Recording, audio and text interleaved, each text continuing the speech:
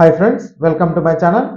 ఆంధ్రప్రదేశ్లో సంక్రాంతి పండగ తర్వాత మిరపకాయల ధరలు ఘాటెక్కాయి. గుంటూరు మిర్చి యార్డ్లో 341 దేవనూరు డీలక్స్ రకాలకు ధర అయితే పెరిగిందండి. మిరపకాయల ధరలు పెరగడానికి ప్రధాన కారణం సంక్రాంతి తర్వాత మార్కెట్లో గిరాకీ పెరగడమే.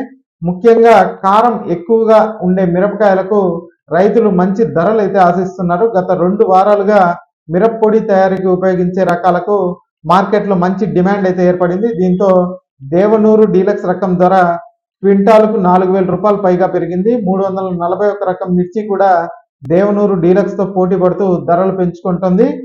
జనవరి 6న క్వింటాల్ 20,500 పలికిన ఈ మిరపకాయల ధర క్రమంగా పెరుగుతూ 23,000కి అయితే చేరింది. ఈ ధరల పెరుగుదల వినియోగదారులపైన భారం మోపొచ్చింది. సాధారణంగా వంటల్లో రోజువారీగా వాడే మిరపకాయల రకాలకు మార్కెట్లో ఎప్పుడు డిమాండ్ ఉంటుంది. అయితే ఈసారి దిగుబడులు తగ్గడంతో పాటుగా కొన్ని ప్రత్యేక రకాల డిమాండ్ పెరగడంతో ధరలు కూడా పెరిగాయి.